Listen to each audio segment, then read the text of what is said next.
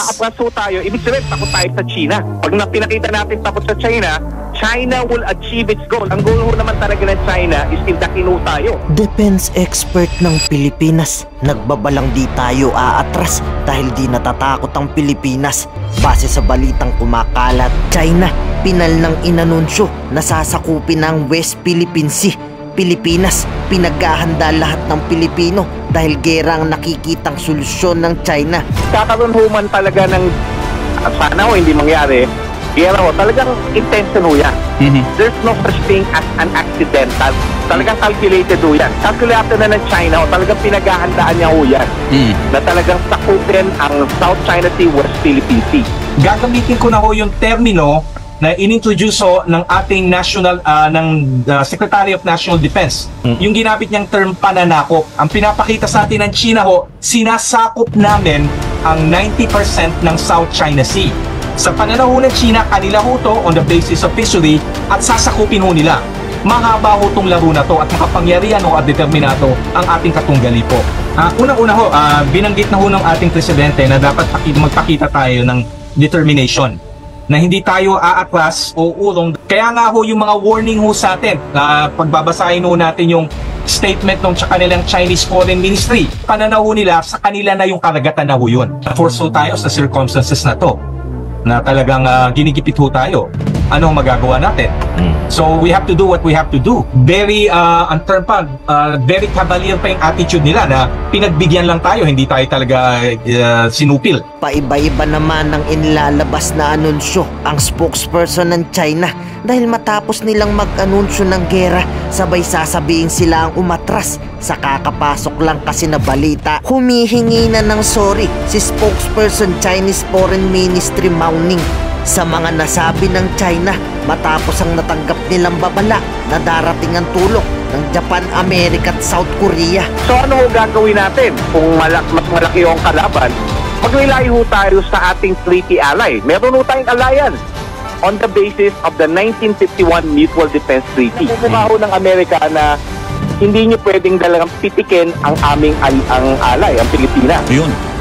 So ayun ho yung message. Of course, we expect China to do the same thing kasi gusto rin nila pakita sa kanilang population na talagang papalag sila. Pero at least sa panahon na to, nakikita lang ho natin ay tinatawag kong shadow boxing pa lang. No, miski mahina ho tayo, pero meron ho tayong alyansa na sa ating likodo ang Estados Unidos at may mga security partners ho tayo. Isa na ho dyan, of course, Japan, nandyan ang Australia, nandyan ang South Korea, nandyan rin kung natin itatap natin ang Taiwan at ang India. Yung India, naalaman ko yung India, gusto rin makapag-military exercise sa atin yun, Dr. De Castro. Oo, Japan nandyan ang Japan, kaya nagne-negotiate tayo ng reciprocal access agreement. Opo. Na mag-ooperate na rin dito, hindi lang ang Japanese Coast Guard, pati yung Japanese Maritime Self-Defense Force. So talaga ipamumukha ho ng natin at ating mga alyansa at security partners na hindi nag-iisa ang Pilipinas. Huwag niyo pitikin ang Pilipinas. Ikinagulat naman ng China ang biglang pagdating sa Pilipinas ni Joko Widodo para sabihing tutulong sa atin ang Indonesia. Isa sila sa ating mga kaalyado. Kaya tapos dito ang China, nagdatingan ng restback ng Pangulo. I am pleased to inform you of the results of a successful visit of the President of Indonesia, President Joko Widodo, here to Manila.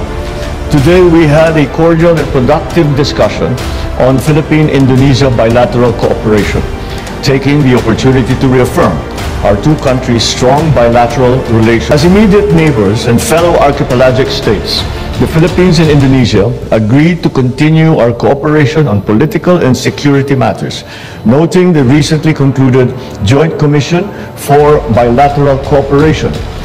President Widodo and I had a fruitful and honest discussion on regional events of mutual interest, such as the developments in the South China Sea and ASEAN cooperation and initiatives.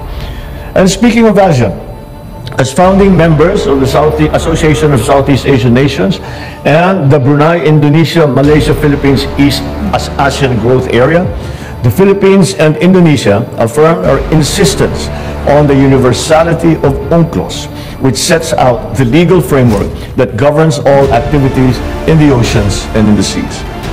Let me take this opportunity to once again extend my congratulations to Indonesia for the successful chairmanship of ASEAN in 2023, and we look forward to Lao PDR's chairmanship this year. Several action points in the JCBC's plan of action, which was signed on the 5th of September 2022 during my state visit to Indonesia. Our shared historic roots are deep, and thank you to our close kinship and our cultural ties that we continue to promote and we continue to allow to prosper. The Philippines and Indonesia enjoy this affinity for one another. As such, our exchanges and discussions about ways to deepen our political and economic ties have come naturally. Our ministries have worked hard, and today we saw one of these works bear fruit as we witnessed the signing of the MOU on the cooperation in the field of energy. Through this MOU, our countries create a new synergy as we cooperate to achieve energy security. In addition to this MOU, another MOU on science and technology is nearing the completion phase as well. So today we also recognize Indonesia's contribution to peace and development in the southern Philippines. As Mindanao continues to reap the dividends of peace and democracy, we hope that Indonesia will continue to extend its helping hand to building the institutions of local governments, particularly in the Bangsamoro Autonomous Region. We also took this opportunity to reiterate to our respective agencies that they must expedite the relevant MOUs that will help unlock the economic potential of BARM to encourage development, particularly on the livelihood of our many constituents residing in the said region. I would like to once again thank President Widodo for finding time to visit with us in the Philippines, the first head of state I have had the pleasure of receiving in the new year. Indonesia continues to be one of our closest friends and regional partners. Our many commonalities in geography, history, and culture have fostered deeper and more comprehensive engagement at various levels spanning defense and security, maritime operations, trade and investment, tourism, people-to-people exchanges, amongst many others, and I might add, a strengthening government-to-government relationship. The Philippines is the first country that I'm visiting this year to celebrate 75 years of our diplomatic relations and strengthen cooperation our countries. I'm delighted about positive progress about implementation of our two countries action plan, which need to be followed up with concrete steps to strengthen collaboration, especially in two areas of cooperation. 75 tahun hubungan diplomatik Indonesia-Filipina adalah momentum baik untuk lebih memperkuat kerjasama konkret kedua negara. 75 years of Indonesia-Philippines diplomatic relations is an excellent momentum to further strengthen concrete cooperation between our two countries. Terkait hal tersebut, saya ingin menyampaikan 3 hal. Yang pertama, di bidang politik dan keamanan, kami sepakat memperkuat kerjasama perbatasan dan telah saya sampaikan pentingnya mendorong percepatan revisi Border Patrol Agreement, Border Crossing Agreement, dan penyelesaian batas landas kontinen serta penguatan kerjasama pertahanan termasuk alutsista. In this connection, I would like to convey 3 things. First, in the field of politics and security, we have agreed to strengthen border cooperation, and I've conveyed the importance of accelerating the revisions of the Border Patrol Agreement and Border Crossing Agreement, the settlement of continental shelf boundaries, and the strengthening of defense cooperation, including defense equipment. Yang kedua, bidang ekonomi. Untuk meningkatkan perdagangan, kami sepakat terus membuka akses pasar, dan Indonesia meminta dukungan Filipina terkait dengan special safeguard measures untuk produk kopi Indonesia. Second, in the field of economy, in order to enhance trade, we agreed to continue to open market access, and Indonesia seeks the Philippines' support related to special safeguard measures on Indonesian coffee products. Saya juga mengapresiasi kepercayaan Filipina pada BUMN Indonesia dalam membangun infrastruktur penting di Filipina, dan untuk groundbreaking North-South Commuter Railway Project penting untuk dipercepat. I also appreciate the Philippines' trust in Indonesian SOEs in the construction of Philippines' important infrastructure and for the groundbreaking of the North-South Commuter Railway project, which is important to be accelerated.